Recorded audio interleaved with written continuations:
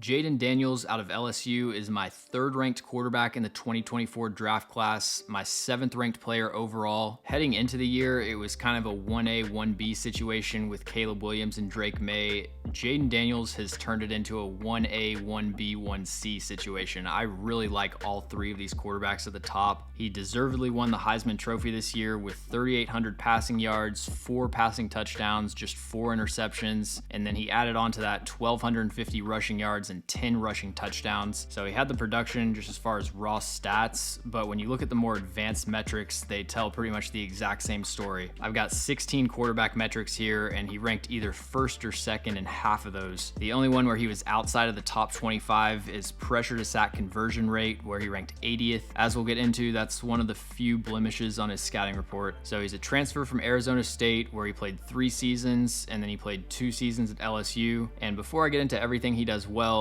that is one of the main reasons that he's still behind Drake May and Caleb Williams for me. As a fifth-year senior that's 23 years old, this is really his first season of NFL caliber production. When Jayden Daniels was Drake May or Caleb Williams' age, he wasn't even an NFL draft prospect. And development isn't linear. Sometimes it just takes guys longer to put things together. But if it's close to a toss-up, I'm going to take the player that's younger and theoretically has more room for development. But Jayden Daniels is a pocket passer with elite athleticism. He has devastating speed to punish blitzes or man coverage where the DBs have their back turned to the quarterback. I think he'll be up there with Lamar Jackson as one of the most athletic and explosive quarterbacks in the NFL. He's also a very skilled runner who can make defenders miss in the open field. All of that stuff's great, but to me, what was most impressive about Jayden Daniels' tape is his processing and his ability as a pocket passer. He consistently shows the ability to make full field reads. You'll see him all the time work to the backside of a concept. I don't know if there was a quarterback in college football that completed more backside digs than Jayden Daniels last year. He's really poised in the pocket with calm footwork. As long as the protection holds up, he's gonna stay in the pocket and keep his eyes downfield. For Jayden Daniels, scrambling is a secondary option that just kills the defense when they'll perfectly cover a passing concept. The pass rush finally gets home, and then he just takes off and gets 40 yards anyways. He's very decisive operating the quick game. He has a good feel for spacing and zone coverage. When they're running a 2-man concept against zone, he identifies the coverage quickly, recognizes how the underneath defenders are playing it, and he almost always makes the correct decision with time to spare. You hardly ever see him be skittish in the pocket, abandon a concept, bail from a clean pocket. Because he was so productive running, he's going to get labeled as someone that isn't a pocket passer, but he's as good of a pocket passer as anyone in this class. There were a handful of plays, and when I say handful, I mean like 3 or 4 in the 8 to 9 games that I watched, where he would bounce back and forth with his eyes instead of working through his progression. It honestly seemed like more of an outlier, but there were a few times where he was just frantically looking back and forth for an open receiver. And as with any college quarterback, he could always speed up his progressions, abandon covered reads more quickly. I have it in the weaknesses to give you the full picture just as something that he needs to continue to improve, but it's about as good as it gets for a college quarterback. One of the biggest areas of improvement over the course of his college career has been accuracy. His deep accuracy this year was just automatic. He had a 64% on target rate on throws 21 plus yards down the field. That ranks second among FBS quarterbacks, especially with those slot fades in the red zone. He was just dropping it in the bucket for his receivers, and he throws a very catchable ball, perfect balance of touch and velocity. I did think the short accuracy was a little bit inconsistent. There were a few plays he overshot some quicker passes, but overall he's extremely accurate. And then he does all of that with a concise release, not much delay in his windup. And then he does a great job protecting the football. He threw 4 interceptions this year. He only had 7 turnover-worthy plays. 2 of those were fumbles, so 5 throws that PFF deemed interception-worthy. And for his career, he has a 1.6% turnover-worthy play rate, which is the lowest in this class. The next lowest are Michael Penix at 2.0 and Drake May at 2.1. For the rest of the weaknesses, he has kind of a slender frame. He's listed at 6'3 3/8, 205 pounds. I know he added a good amount of weight this offseason. He used to be a lot skinnier, but he's still kind of rail thin to me. He takes some incredibly irresponsible hits where he he's just throwing himself into contact and he bounces around like a pair of shoes in the washing machine. Along with age and size, the biggest concern for me with Jayden Daniels is his inability to avoid sacks, especially as we project to the NFL. Like I said, he ranked 80th in pressure to sack conversion rate, which has shown to be a pretty stable metric from college to the NFL. Part of that goes back to his size and play strength. He's quick enough to avoid tackles, but he's not really going to power out of sacks. So if the defender gets his hands on him and gets a good grip, they're probably going to bring him down. And then you don't see him climb in the pocket very often and use a lot of subtle pocket manipulation. When he steps up, he's taken off, and that usually results in an explosive play on the ground, but you'd like him to be able to avoid the pressure and then keep the play alive from the pocket. And then the last thing I have as a slight negative is just how good his receivers were in his last season at LSU. I have Malik Neighbors and Brian Thomas Jr. as 6th and 22nd on my board, so he definitely had much better playmakers than any of the quarterbacks in this class besides Michael Penix. So I have him as my third quarterback. At this point, it would honestly shock me if he fell out of the top 10, and it wouldn't surprise me if he was a top 5 pick. The only thing that matters for their draft position is how the teams at the very top view them, but it also wouldn't surprise me if some teams had Jayden Daniels over Caleb Williams and or Drake May. Thanks for watching. If you enjoy the video, make sure to like and subscribe. If you want to see my entire draft board as a filterable interactive table, I've got that up at atozsports.com. The link to that is in the description, and let me know in the comments any other NFL draft prospects that you'd like me to cover.